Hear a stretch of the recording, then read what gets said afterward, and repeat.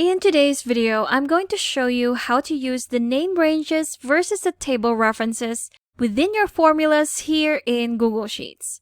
So which do you prefer to use when you're using a formula and you're trying to reference a part of a table or a named range? Well, let's try and see which one is better. So I have my named ranges right here and my tables on another sheet. Now these are the same data. This one is just on a table, and this one would be in named ranges. So if you want to see your named ranges, all you have to do is to go to Data on the menu bar, then select Named Ranges right here. On the right side, you'll see all of those named ranges, and once you hover over them, they will be highlighted in your data. If we go to our tables right here, referencing to this table right here would include a table's name and the name of the columns. Let's go first to our named ranges and try and use it inside a formula. So here in our named ranges, if you do want to add a range, you can just click on this one right here. On the first space or on the first bar, this is what you're going to name your range. On the second one right here, this is where you're going to be selecting your range. So go ahead and select that like so. You'll see that when I've chosen this part right here, it has been added on that range.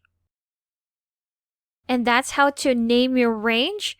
Now you'll see I've named my ranges according to my headers as well. And this is totally up to you depending on what kind of data set you have, or depending on what type of name you want for your range. That's again totally up to you.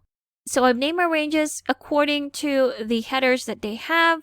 If I use this inside a formula, this is what it's going to look like. Let's say for column C, we have the product purchase column. I want to see all the unique values inside that column. So I'm going to use the unique formula or the unique function.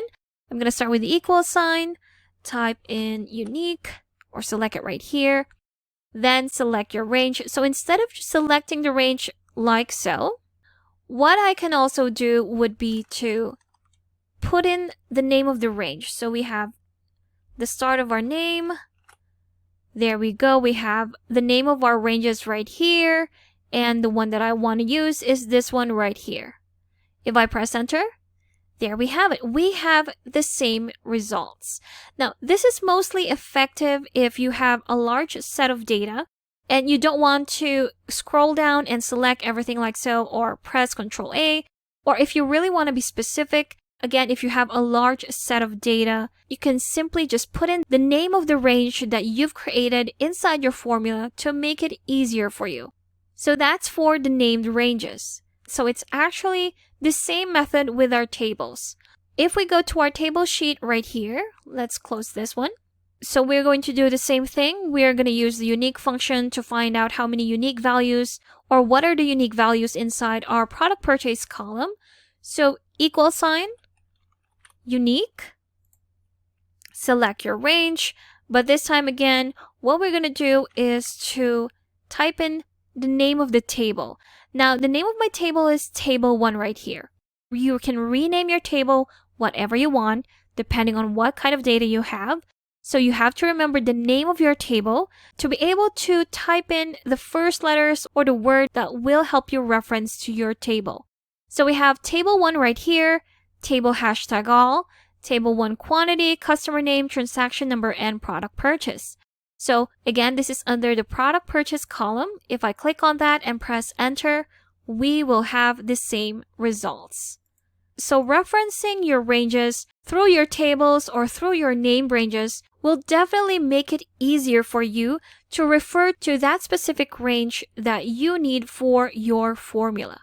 So whether it's your named ranges or your tables, these are easy references that you can definitely use in your formulas. And there you have it. That was name ranges versus table references inside your formulas here in Google Sheets. Thanks for watching.